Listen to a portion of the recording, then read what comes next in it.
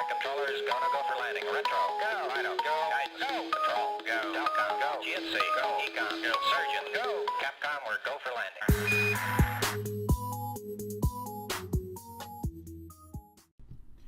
Hello everybody and welcome to episode 2 of KSP Exploration, and I will be launching a space station into orbit. So let's launch. Now this one's probably either underbuilt or overbuilt like all of my other rockets, but I've got 5 of these skipper engines down below along with these jumbo orange tanks. There's asparagus staged, which means that the fuel from this one goes to the center, and the same on the other side. So that will save a lot of fuel, because once I detach the tanks, the other tanks that are being drained, no, I don't want that, remind me later, will be full. So I'm gonna turn it over a bit, and it's a bit wobbly, as I suspected. I didn't want to build it like straight up and down. That's why I had it here, because it would wobble way too much. I've got a big torque wheel, or ASAS there, and time for staging. And perfect stage, and as you can see, all the other tanks are full. Now I need to turn over, and I'm going to be putting this in a 100-kilometer orbit so I can get the most use out of it. It does not have any crew, so if this messes up, I won't be killing any Kerbals.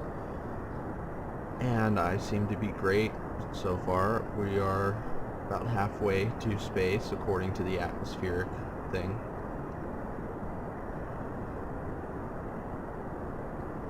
Okay. These skipper engines are very fuel efficient, but not very powerful. That's why I linked 5 of them together. We seem to be going decently fast, but not fast enough to burn up anything. I've got 5 of these Clampetrons. I've got a small one right there, and then 5 big ones. So as you can see, here's my polar orbiter, and I'm going for a 100-kilometer apoapse. I'm going to be moving this down, and we get a bit of shaking because it's not properly strutted. I should have put struts going from here to here, which I didn't. Whatever.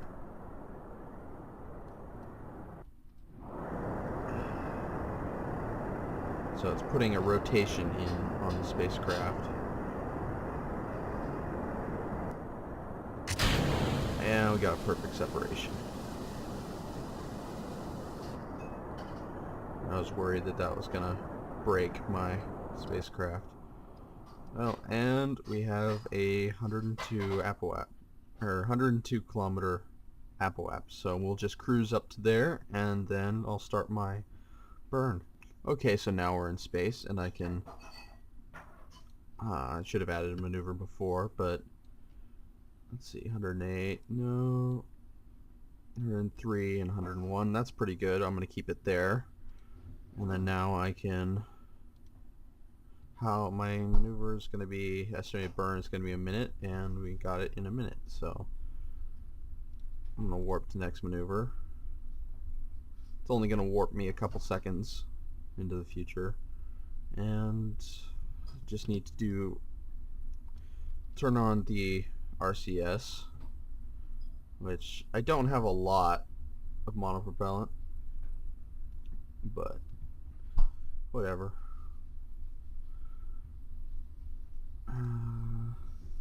Yeah, let's hold maneuver, turn off the RCS, and we're good for burn. Now I do have another stage here with a Poodle engine, but I'm not going to need it, and I apologize for any background noise. My mom's doing dishes,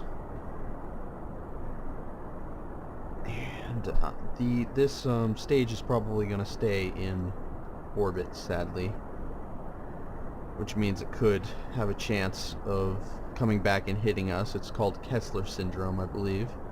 Okay, here we got a 107 and 98.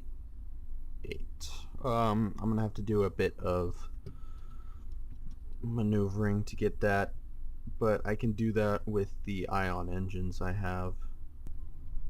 This is what I wanted to have the little thrusters for, is just tiny little maneuvers, because they're so darn efficient and it doesn't really, you don't need much besides electricity. Okay, I want a bit further. 110, 108, that's perfect for what we need. Okay, so electric charge looks good, everything else is great. And here we got a functional space station. Now we just need to put some Kerbals in it. Okay, here we have the crew ferry, which I will be taking up. Now, the trick behind doing this is to wait until your target, or first of all set target, is about, like, let's say there. So we're going to warp time ahead a bit until our target gets about where we want it.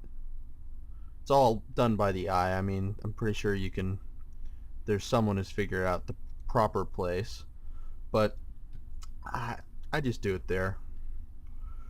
Okay, and well, it's getting nighttime, but press T to turn our SAS, press Z to go full throttle, and launch.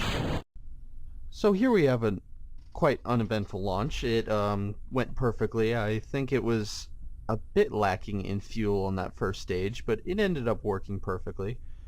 And we just get up into orbit, we circularize, do the normal stuff. We have to set our target to be able to dock with it, and then the second part of this is the docking, and I put this all in 6 times regular speed so that you wouldn't have to watch a good 20 minutes of just me correcting and overcorrecting and doing a bit of a botched job at docking. So I hope I've spared you guys with this, and I'll see you back when I get back to Old Me.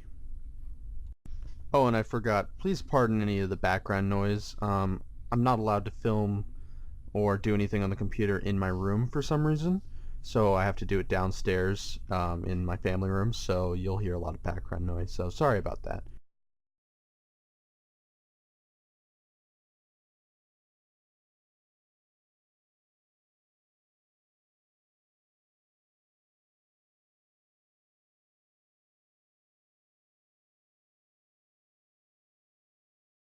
And we're docked. So now we can transfer crew over, and we can ditch the rest of the fuel, but I don't think I want to. Okay, transfer crew. Let's transfer him to there. Transfer her to there. And this can hold, let's see, this can hold about 7 people. But I don't have it set up for 7 people. No, I don't have 7 people right now. Okay, so I'm gonna leave this episode here. We put up a half decent space station, and we got a crew to come and dock with it. So I think it's pretty successful. This will also act as an emergency escape thingy to get us out if we need to. It's got a heat shield and parachutes and all that stuff. So I'll see you guys in the next episode. This is Terra Firma signing out. Okay, all flight controllers, go for landing. Retro, go. Rhino, go. Guidance, go. Patrol, go. Telcom, go. GSC, go. Econ, go. Surgeon, go. Capcom, we're go for